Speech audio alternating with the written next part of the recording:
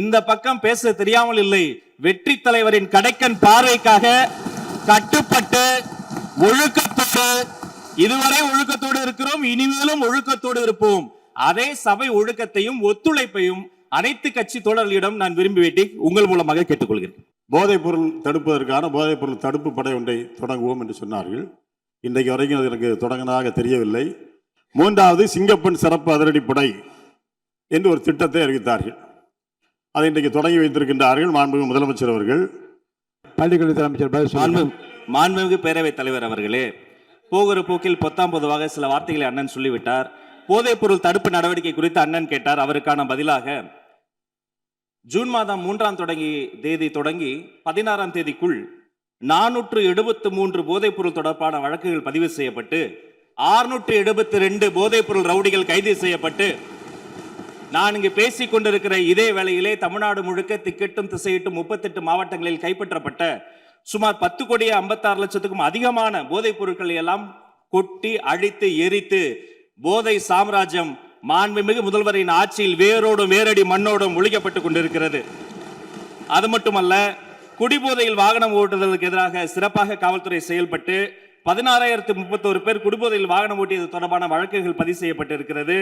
பெண்கள் மற்றும் குழந்தைகளுக்கு எதிரான குற்றங்களை குறித்து பலரும் தங்களுடைய பேச்சுகளில் சுட்டிக்காட்டினார்கள். சிங்கப்பெண் சிறப்பு படை என்பது வரலாற்று சிறப்பு மிக்க பொன்னெழுத்துக்களால் பொறிக்கப்பட வேண்டிய ஒரு மாபெரும் முயற்சி.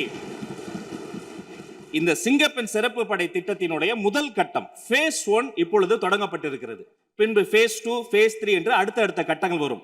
இந்த phase 1லேயே சிங்கப்பெண் முதல் கட்டத்திலேயே வெற்றிகரமாக தொடங்கப்பட்டு 70 சிங்கப்பெண் சிறப்பு படைக்கல அலகுகள் உருவாக்கப்பட்டு உதவி ஆய்வாளர்கள், காவல்துறையினுடைய பணியாளர்கள் என்று ஒரு திட்டமிடப்பட்ட கட்டமைக்கப்பட்ட ஒரு ஸ்ட்ரக்சர் உருவாக்கப்பட்டு தமிழ்நாடு முழுக்க ரோந்து பணிகள் மேற்கொள்ளப்பட்டு கல்வி நிறுவனங்களில் மட்டும் 1315 கல்வி நிறுவனங்களில் விழிப்புணர்வு நிகழ்ச்சிகள் நடத்தப்பட்டு பொது இடங்களில் 1418 இடங்களில் விழிப்புணர்வு நிகழ்ச்சி நடத்தப்பட்டு நேரில் சென்ற 69 வழக்குகள் பதிவு செய்து விசாரித்து ஆதரவு சேவைகளுக்காக 25 வழக்குகளுக்கு அனுப்பப்பட்டு காணாமல் போன ஒரு குழந்தையும் பெண்ணையும் சிங்க பெண்கள் சிறப்பு படை கண்டுபிடித்து வீட்டுக்கு அனுப்பி வைத்திருக்கிறார்கள்.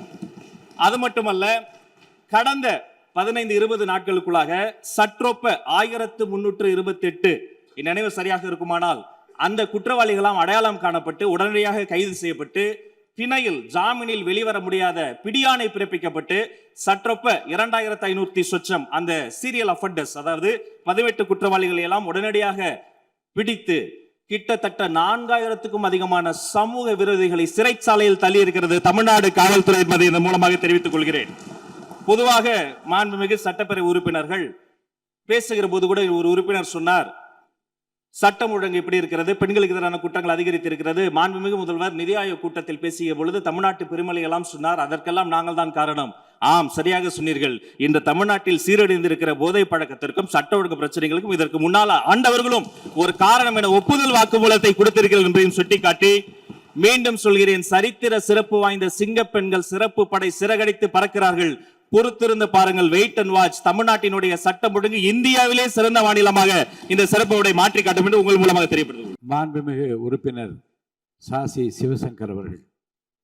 தமிழ்த்தாய் வாழ்த்தை முதலில் பாட வேண்டும், அவை நிறைவின் போதுதான் தேசிய கீதம் பாட வேண்டும் என்கின்ற மரபு தமிழ்நாட்டிலே கடைபிடிக்கப்பட்டு வருவது. இது ஏதோ அவைக்கு மாத்திரமல்ல, நீங்களும் நானும் பள்ளியிலே படிக்கும் போதும் அங்கேயும் இந்த நிகழ்வு தான் நடைபெற்று என்பதை உங்களுக்கு நான் சுட்டிக்காட்ட விரும்புகிறேன். பேரவைத் தலைவர் அவர்களே, வந்தே மாதரம் பாடல்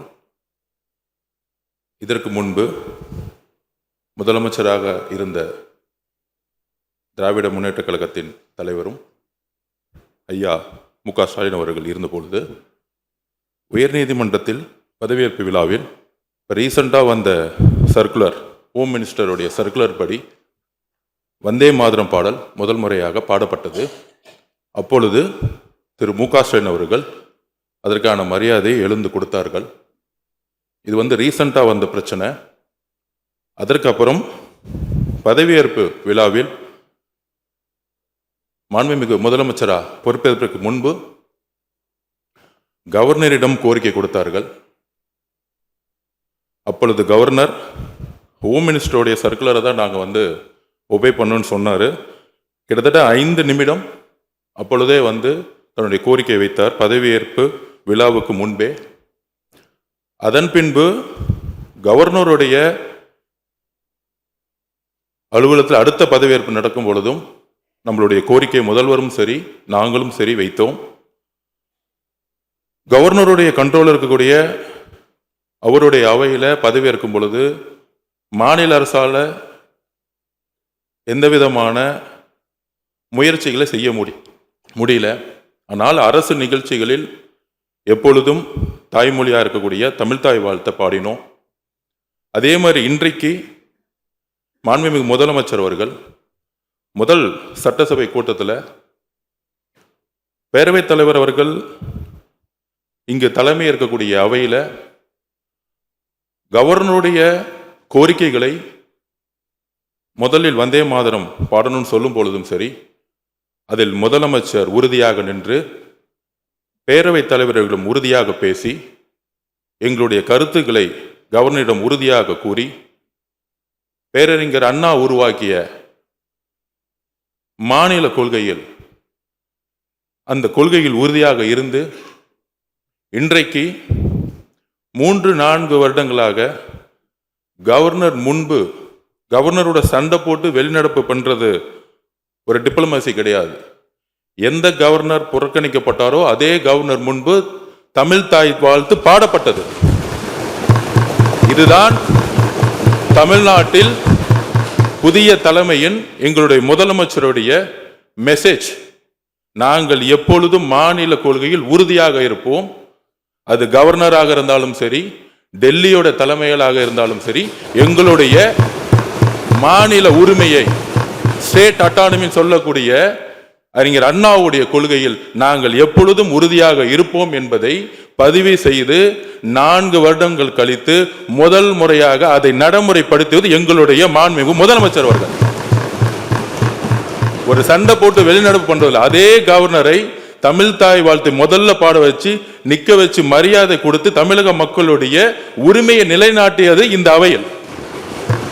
அதனால இதை திராவிட முன்னேற்ற கழகத்துடைய தோழர்கள் உங்களுடைய கொள்கையும் எங்களுடைய கொள்கையும் அண்ணாவுடைய கொள்கையும் தான். இதில் எந்த விதமான கருத்து வேறுபாடும் கிடையாது.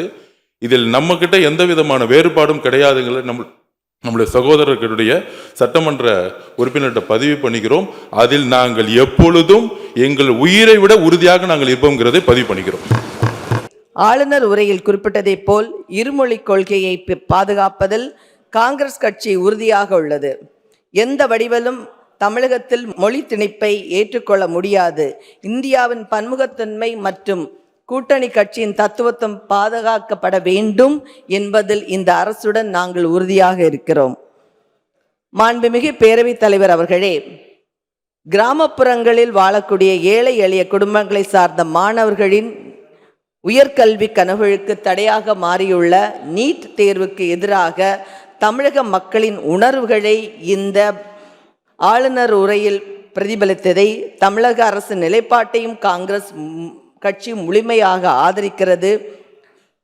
பள்ளி கல்வி மற்றும் சமூக நீதியை அடிப்படையாக கொண்ட மருத்துவ கல்வி சேர்க்கை முறையே தமிழ்நாட்டின் தனித்துவமாக இருந்து வந்தது. அந்த சமூக நீதி கொள்கையை மீட்டெடுக்கும் போராட்டத்திலும் காங்கிரஸ் கட்சி தொடர்ந்து உங்களுடன் தோள் கொடுக்கும் என்பதையும் நான் இந்த